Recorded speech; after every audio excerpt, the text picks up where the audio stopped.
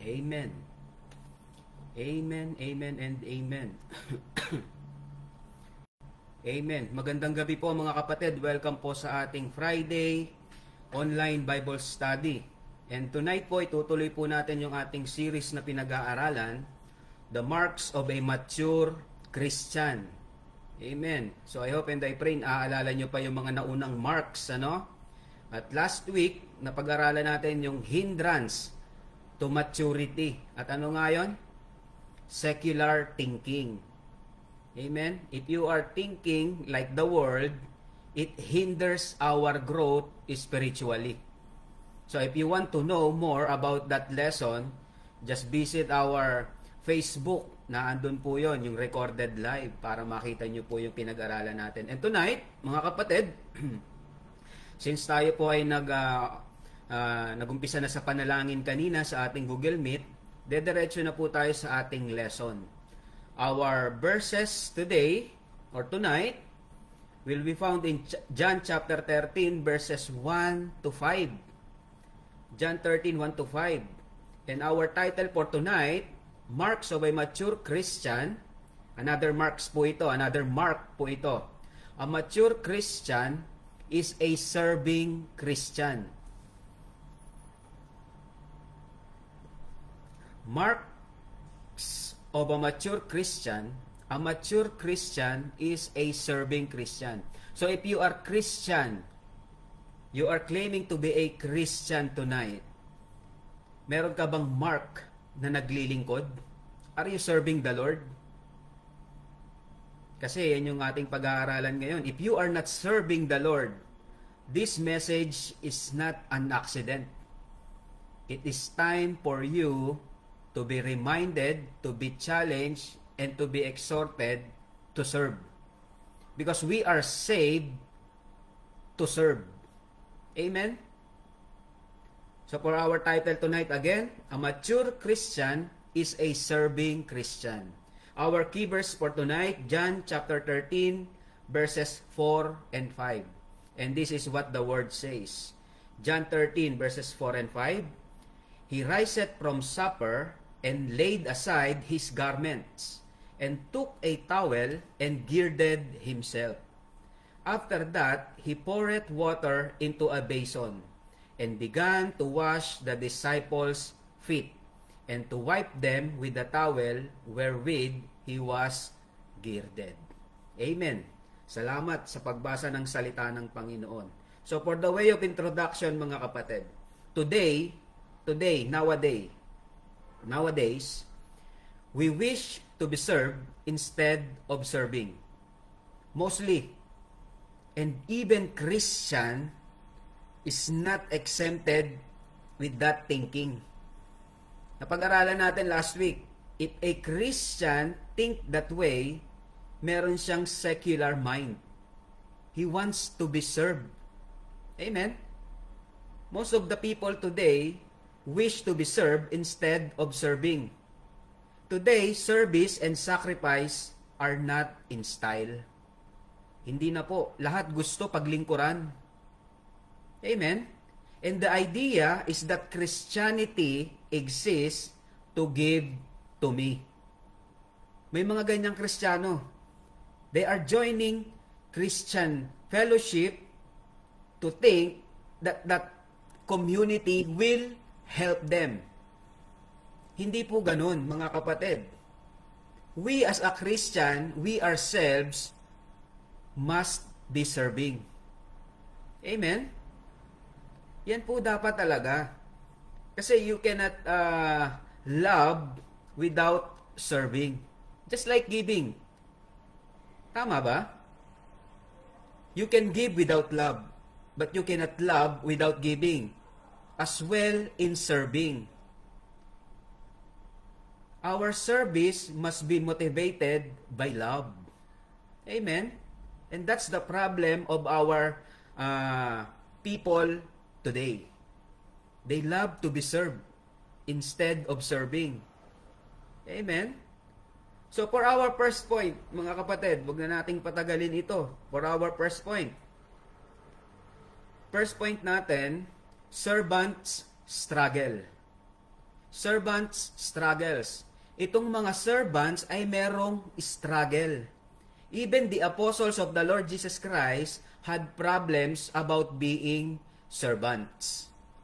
Yan yung ating first point, servants struggles. And may question ako before we proceed. If you were given the chance to ask Jesus in person, let's say you have the chance to talk to Jesus in person, harap-harapan, face-to-face, what would you ask Him? What would you ask Him? Di ba? Napakagandang privilege yan. Magtatanong ka sa Panginoon, may hihilingin ka. And tonight, mga kapatid, for our first point, servant struggles, merong magkapatid at ang kanilang nanay nagkaroon ng privilege to talk and to ask the Lord Jesus Christ of something. At common naman yon, natural. Our mothers, earthly mothers mga kapatid, our mothers want the best for us. Totoo? Kung meron kayong mga nanay, gusto ng mga nanay nyo yung the best para sa inyo. And they are willing to put their own reputation aside to ensure that we receive the best. Ganyan yung mga puso ng mga nanay eh. Ibibigay lahat para sa anak. Gagawin lahat para sa anak. Tama ba, mga nanay? Amen? And this is the situation. Matthew chapter 20 verses 20 to 23. Matthew chapter 20 verses 20 to 23. The mother of James and John attempted to get special positions for her sons in the kingdom. Ito yung kwento nito. Basahin natin. Matthew chapter 20 verses 20 to 23. Then came to him the mother of Zebedee's children with her sons.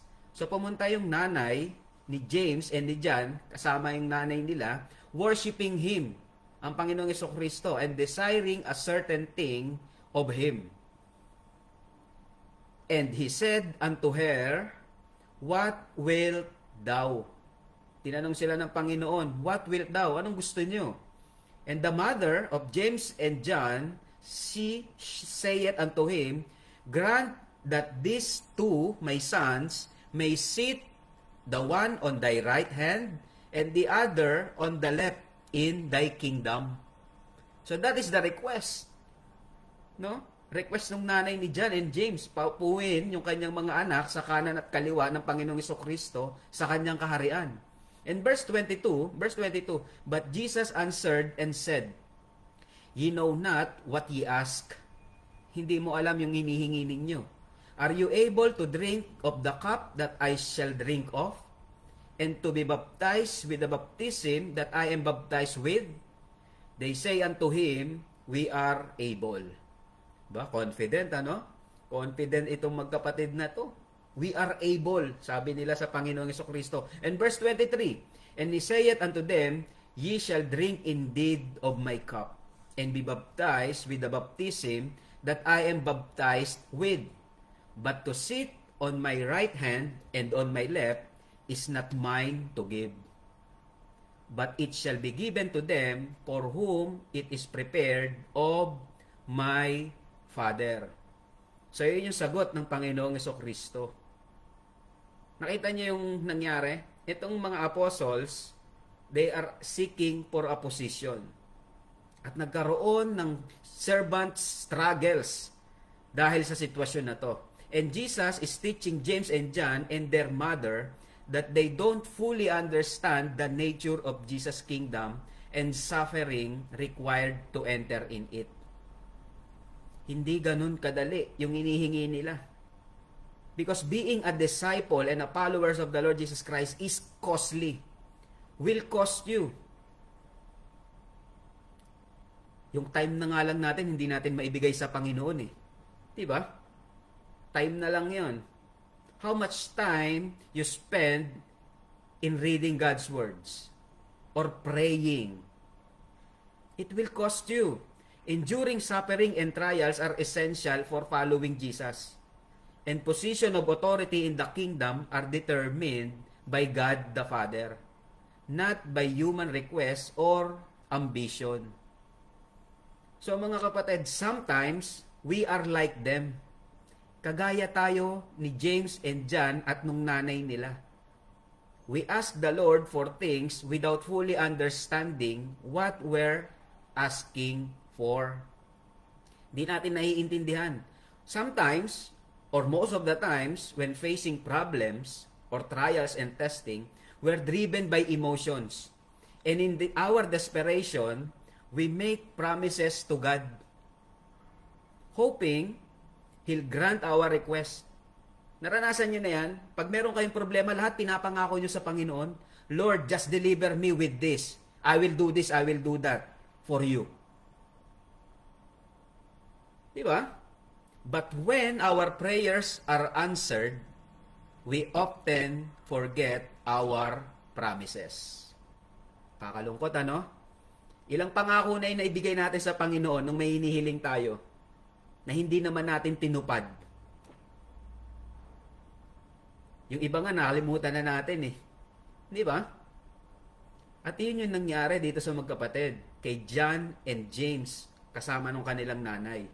At sa ginawa nilang yon, mga kapatid, sa ginawa nilang yon, the mother of James and John attempted to get special position for her sons in the kingdom.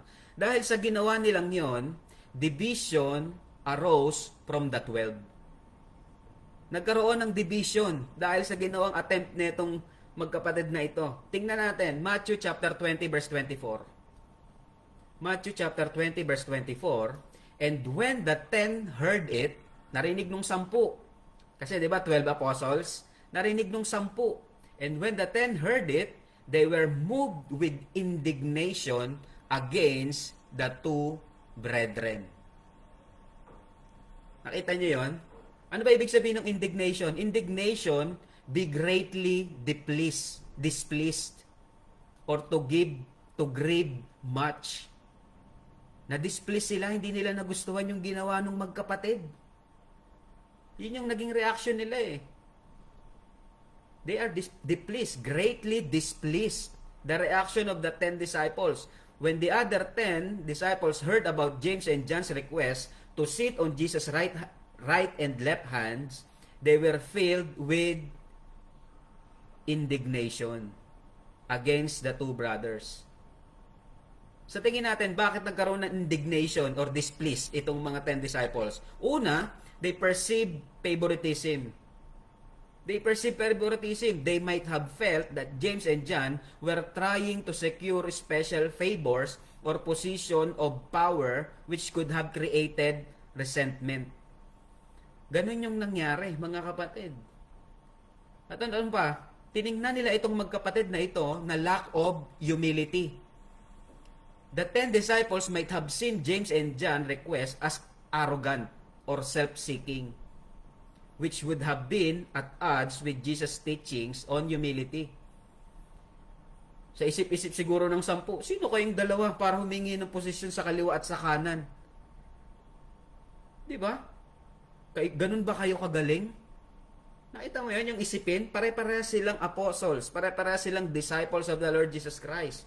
Pero nagkakaroon na sila ng comparison. Lack of humility. Unfair advantage. Isa pa yan. They could have felt that James and John were trying to gain an unfair advantage over them, which would have created tension with the group. So that is the struggles of the servant.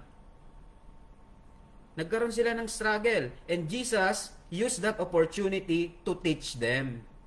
To teach them. This reaction from the 10 disciples creates an opportunity for Jesus to teach them about the true nature of leadership and greatness in the kingdom of God, which He does in Matthew.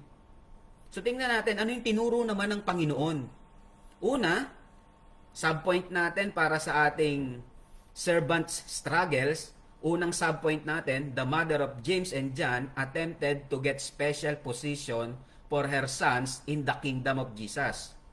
First subpoint yon. And then second subpoint, because of that, division arose among the 12. Nagkaroon na ng division. And third subpoint, this scenario Jesus used this scenario to teach them a lesson. This is the third subpoint. Jesus taught that the great among them are those who serve. Kung sino yung great sa inyo, siya yung dapat naglilingkod. Basahin natin. Matthew chapter 20 verses 26 to 27. Matthew chapter 20, 26 to 27. Verse 26, "But it shall not be so among you, but whosoever will be great among you, let him be your minister. And whosoever will be chief among you, let him be your servant." Nakita niyo yung thinking ng Panginoon, godly thinking? The way to go up is to go down. Kung gusto mong itaas ka, be humble. Humble yourself, and the Lord shall lift you up. Yan yung tinuturo ng Panginoong Jesucristo sa kanila. The world's way versus God's way. Yung world, we are taught that climb the corporate ladder in order to achieve greatness. Climb the corporate ladder. Seek recognition and honors. Assert our authority and dominance. Ganyan ang tinuturo ng mundo. Dapat ikaw yung malakas. Dapat ikaw yung may authority. Dapat ikaw yung nasa tuktok. However, Jesus flips the script. Binaliktad niya talaga by saying that in His kingdom, the way to greatness is through serving others. Kaya nga ang title natin tonight, A Mature Christian is a Serving Christian. Amen? The paradox or the contradiction of going down to go up. That is the world's way. And Jesus teaching us, rooted in this principle, that the way to ascend to greatness is to descend into humility and service. Amen? Kung gusto mong ituring ka na great, sabi ng Panginoon, serve. Serve. The question is for us tonight, are you serving? Are you serving? Naglilingkod ka ba? O gusto mo ikaw yung pinaglilingkuran? Amen? Humility and service ang itinuturo ng Panginoon dito. Letting go of our need for control and recognition.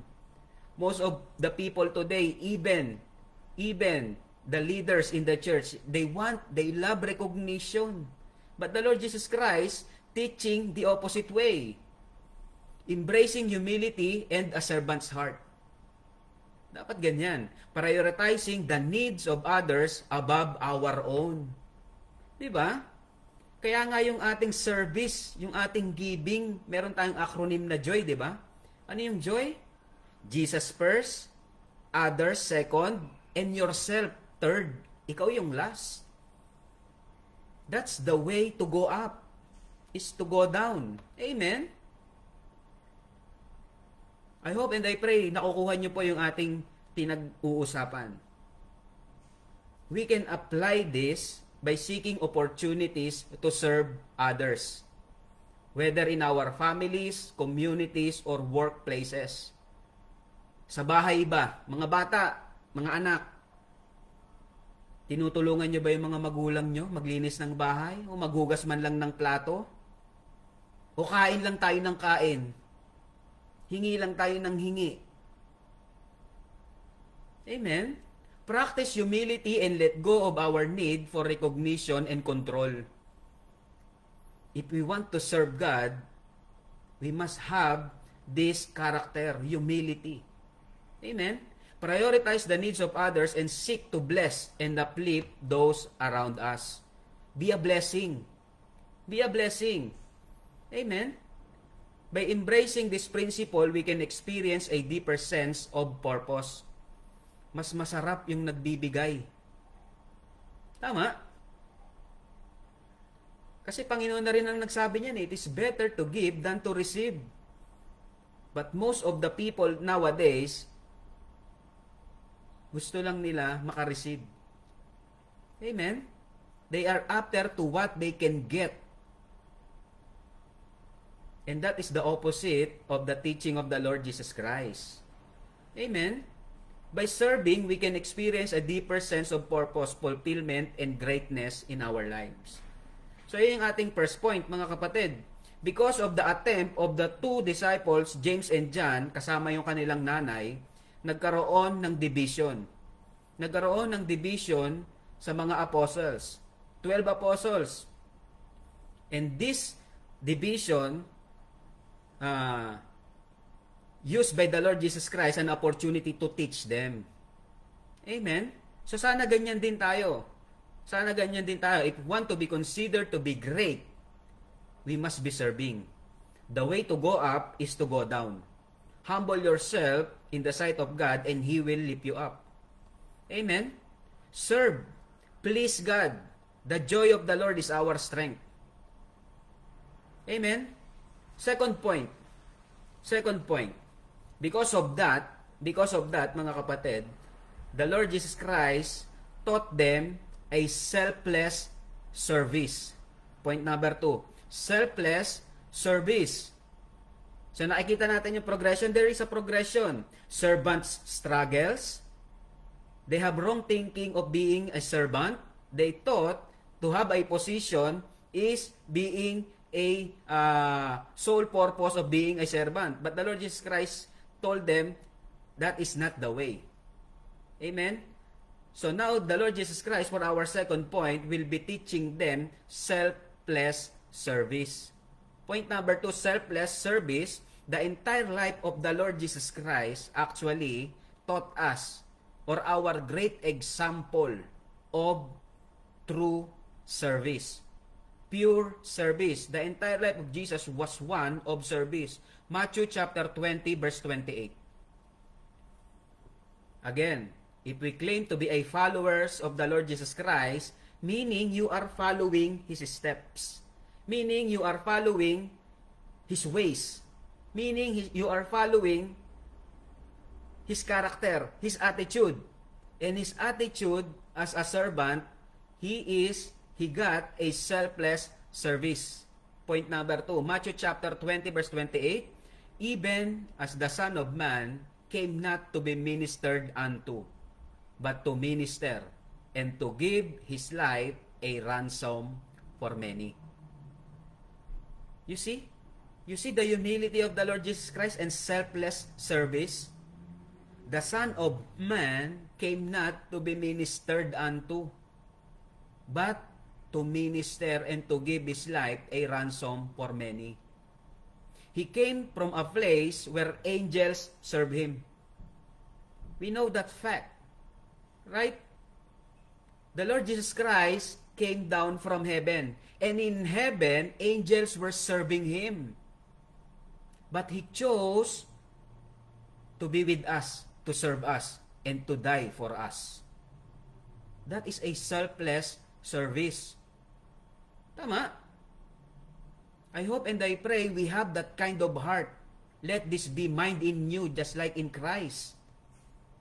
Selfless service. Hebrews chapter 1 verse 6.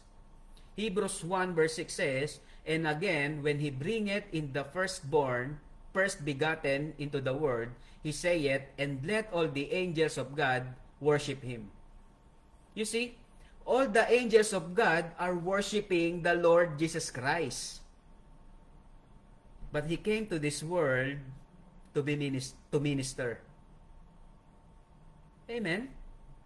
Angels are serving Him. Psalm 103 verse 20. Psalm 103 verse 20 says, bless the Lord, ye His angels, that excel in strength, that do His commandments, hearkening unto the voice of His word. You see, that verse itself is telling us that the words of the Lord Jesus Christ is a command to the angels, and they hearken it. The angels obey the Lord Jesus Christ's command. Amen? They are not just worshiping Him, but they are obeying His words. But He came to a place where He would not be ministered to. Diba?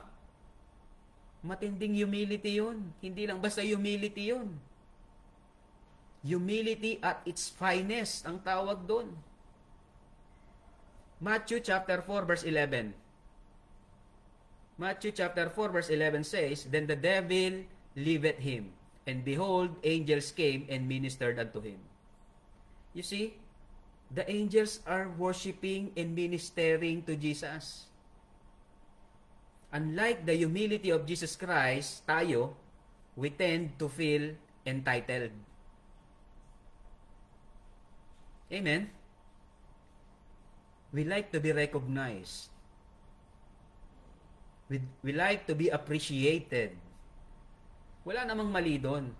But if your purpose is to be appreciated always, baka hinahanap mo na yung praise of men, not the praise of God. Amen? Praise God. Please God. That is a selfless service. Example of the Lord Jesus Christ. Amen? He came to this world to give His life, and in return, anong ginawa sa kanya ng tao?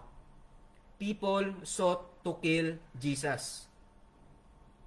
Even at His birth. Matthew chapter 2 verse 13 to 16, King Herod sought to kill Jesus as a baby. And Jesus' family had to flee to Egypt. Kaya siya lumaki sa Nazareth. Amen? Kakapanganak pa lang, gusto patayin na ni Herod. That's why they flee. He came to His own, and His own received Him not. Not just receive Him not, but to sought to kill Him.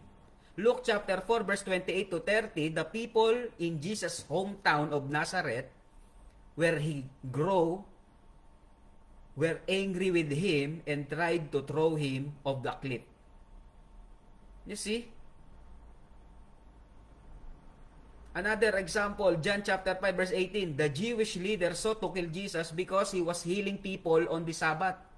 He is doing great, healing people, sick people, and the Pharisee wants to kill Him.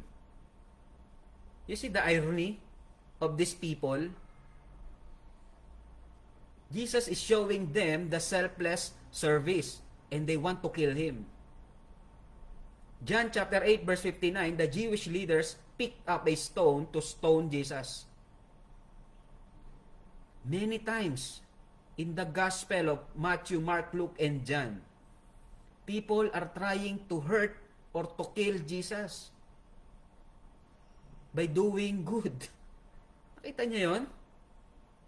Matthew chapter 26 verses 3 to 5, the chief priests and elders plotted to arrest and kill Jesus.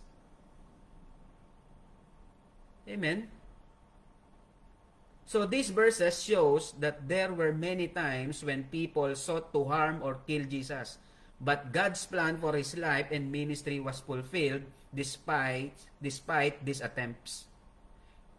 He served us selflessly. So mga kapatid, if our example to follow is the Lord Jesus Christ, we need to serve selflessly. That is our second point. Amen? He came to a place where He would minister and give.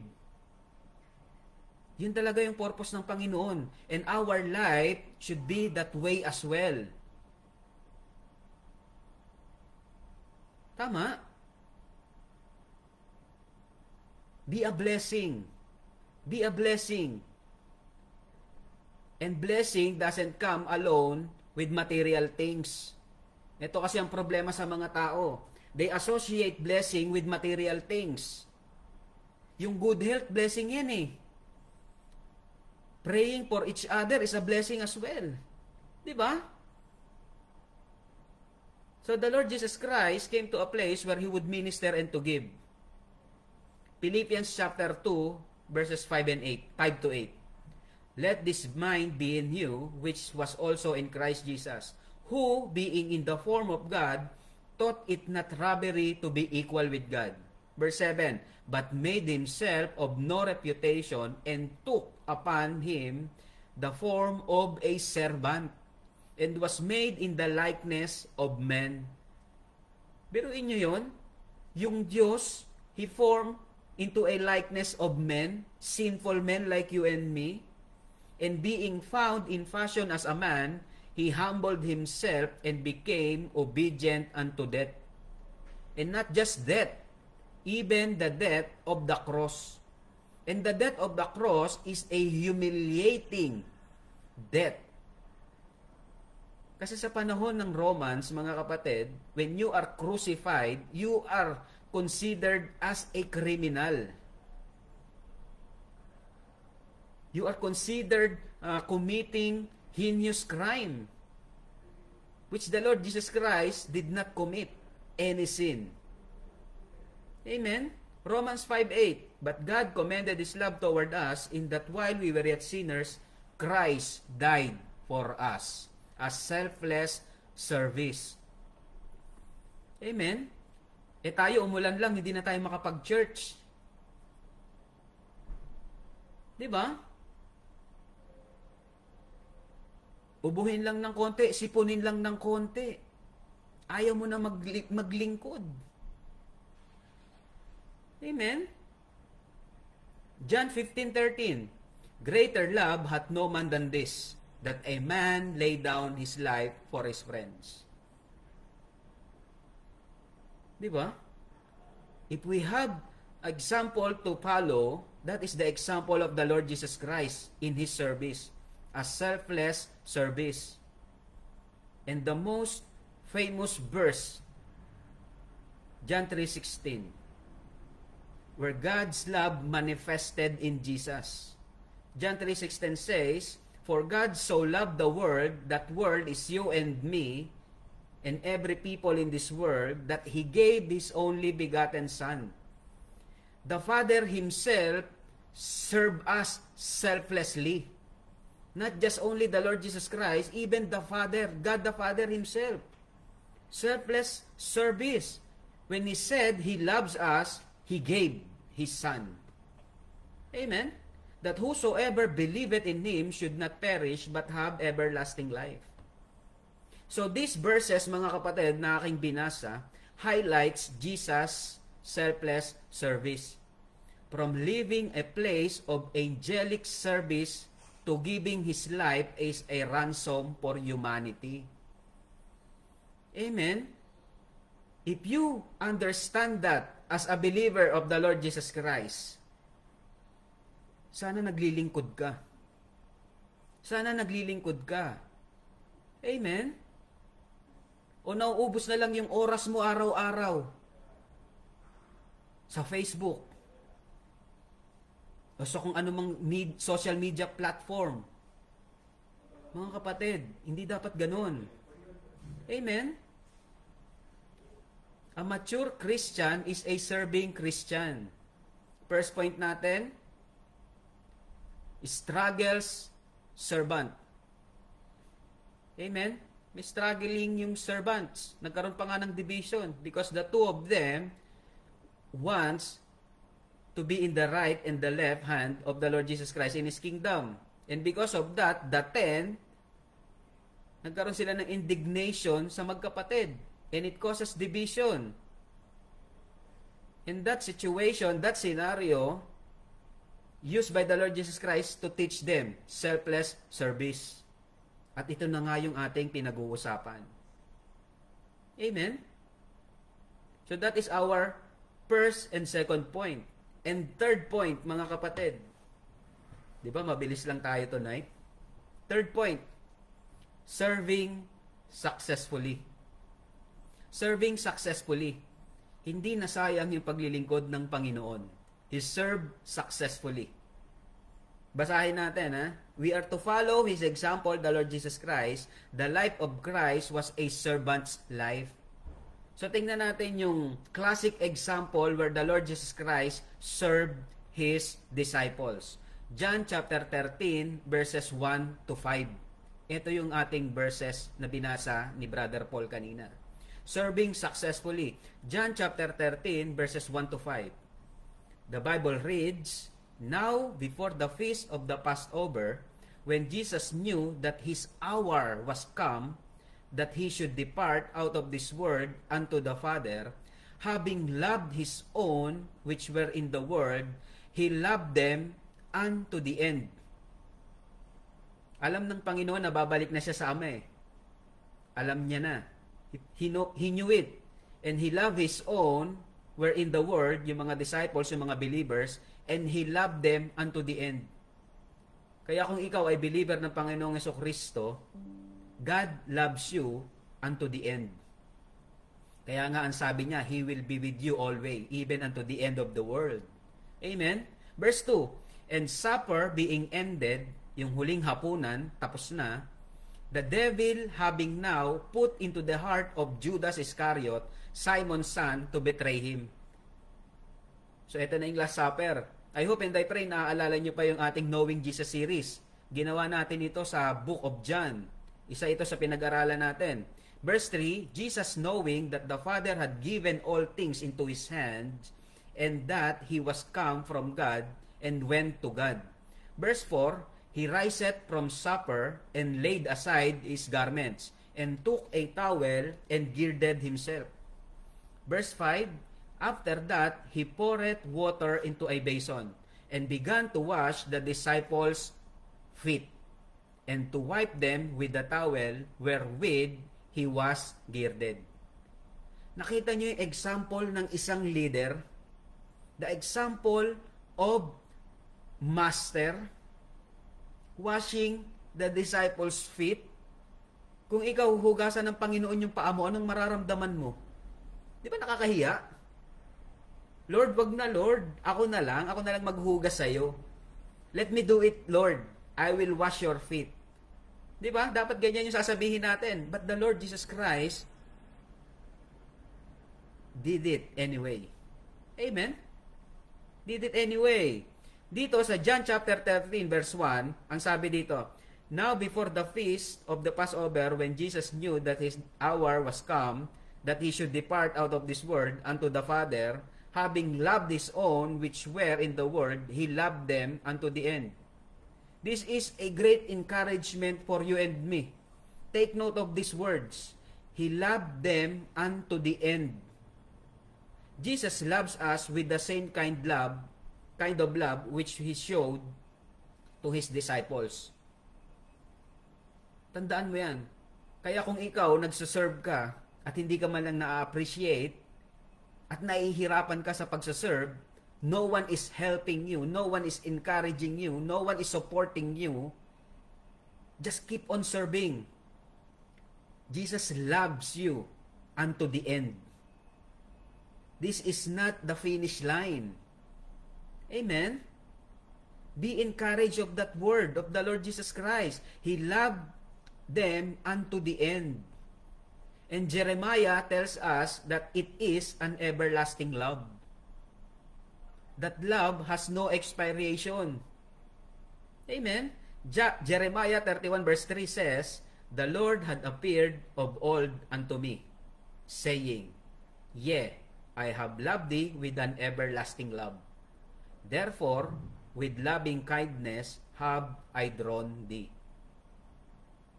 You see, that kind of love you unto the end. So mga kapatid, yung iyong nararanasang hirap ngayon sa paglilingkod, compared to eternity, incomparable. Diba? Suffer now, enjoy later. Kesa enjoy now, suffer later. Diba? And even Apostle Paul tells us that nothing will ever be able to separate us from the love of God, which is in Christ Jesus. Romans chapter 8, 38 to 39. Open your Bible. Tingnan nyo to, basahin natin to kung gaano tayo kamahal ng Panginoon.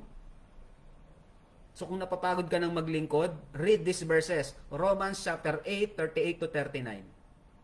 For I am persuaded that neither death, nor life, nor angels, nor principalities, nor powers, nor things present, nor things to come, nor height, nor depth, nor any other creature shall be able to separate us from the love of God, which is in Christ Jesus our Lord. Amen? So serving the Lord faithfully, even without fruit. Kasi hindi naman tayo nagliligtas di ba? We are asked to go to share the gospel. But the saving is the work of the Lord. Amen? Regardless of what transpires in your life and mine in serving, tandaan mo, we are loved perfectly. You are loved perfectly, unconditionally, and eternally with the awesome agape love of the Almighty God. Ano nga yung agape love? Expecting nothing in return. Unconditional love. Amen? That is the life of a humble servant. Hugasan ba naman ng Panginoon yung paa ng mga disciples? Di ba?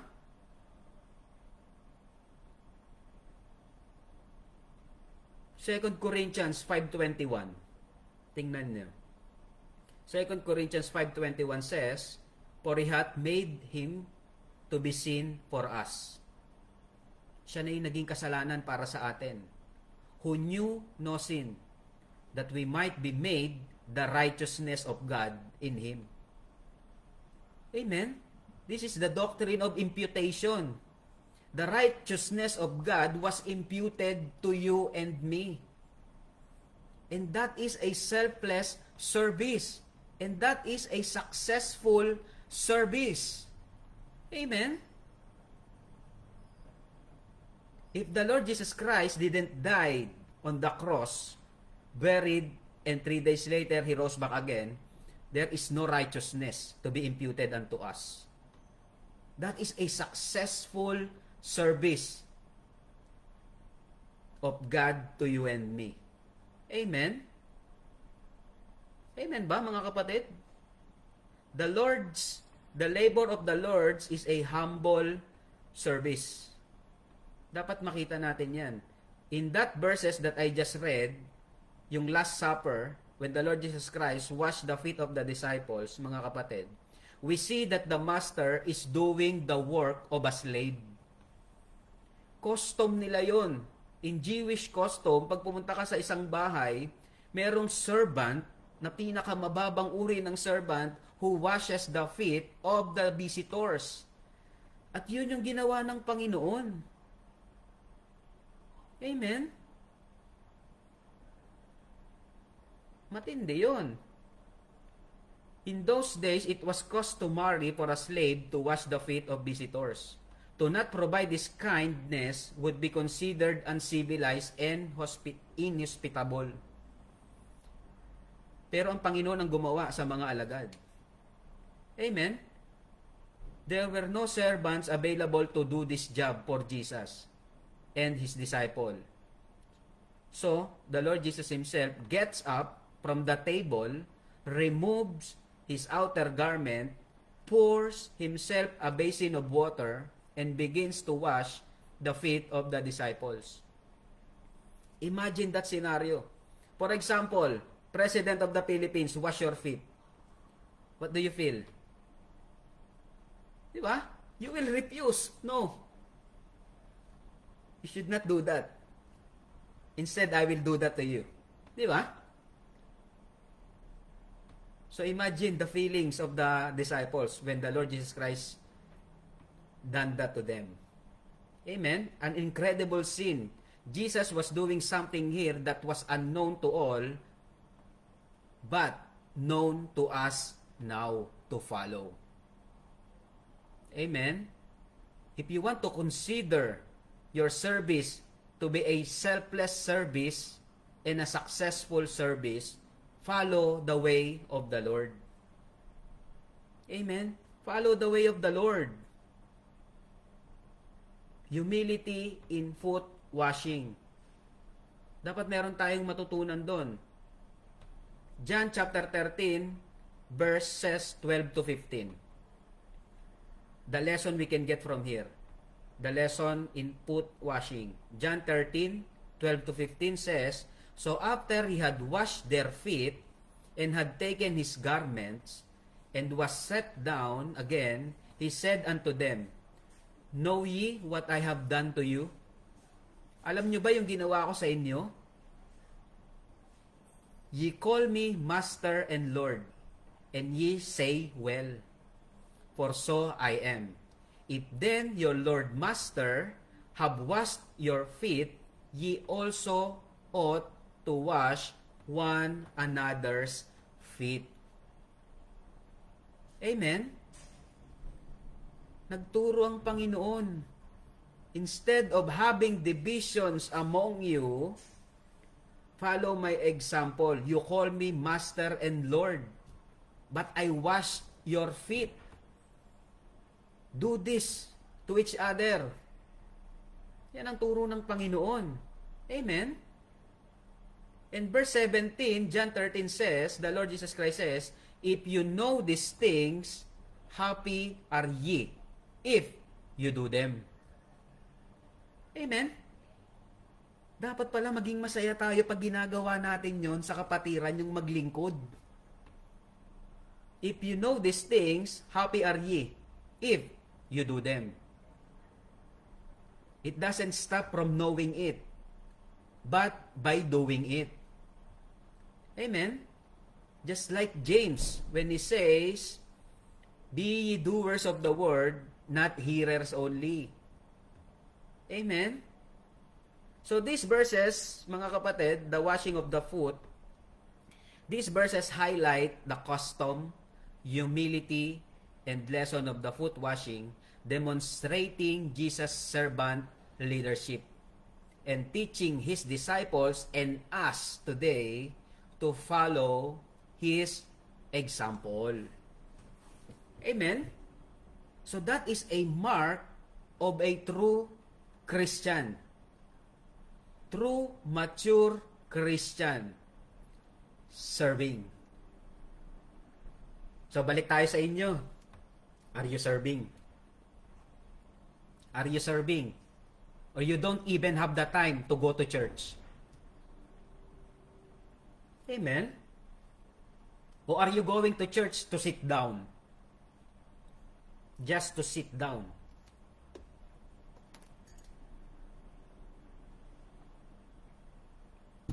Amen, mga kapatid? Out of gratitude, we should be serving. Yan na lang yung pinakamaliit nating magagawa. The least we can do for the salvation, great salvation that we receive from the Lord Jesus Christ. Serve Him. Serve Him faithfully. Amen? So for our conclusion, the cross was the ultimate expression of our Lord's service.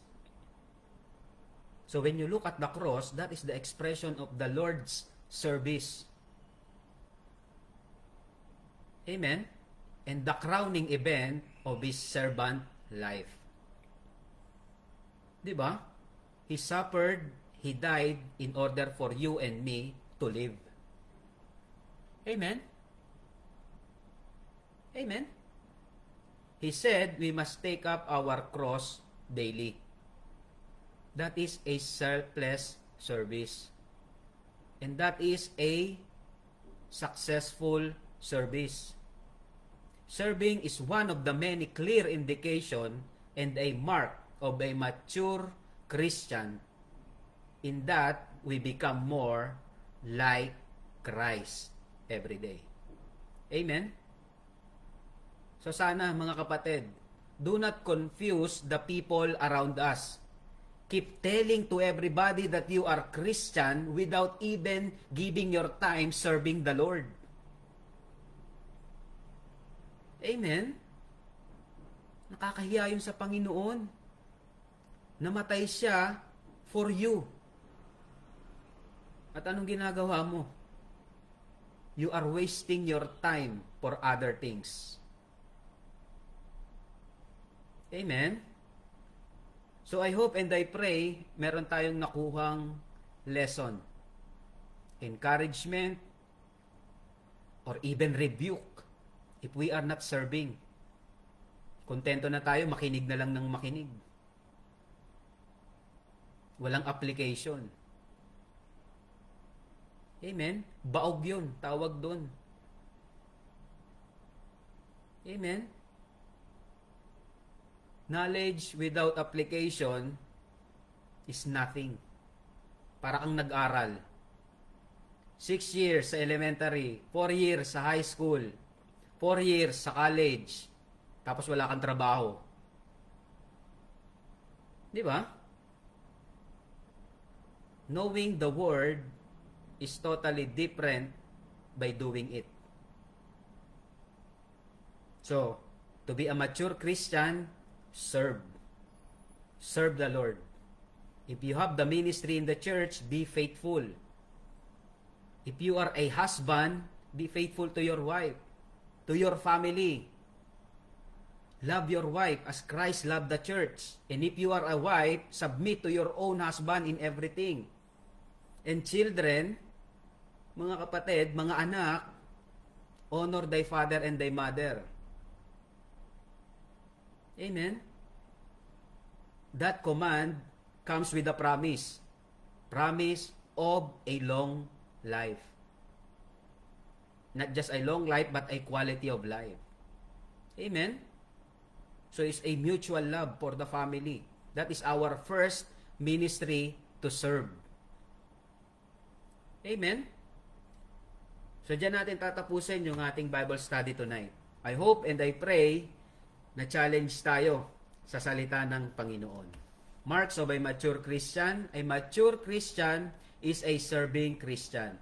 First point, servant struggles. Second point, selfless service. And if you have that selfless service, you have the third point, serving successfully. For the glory of God, for our own good and growth. Amen. God bless you mga kapatid, and to God be the glory. I hope and I pray naging pagpapala po yung ating Bible study tonight.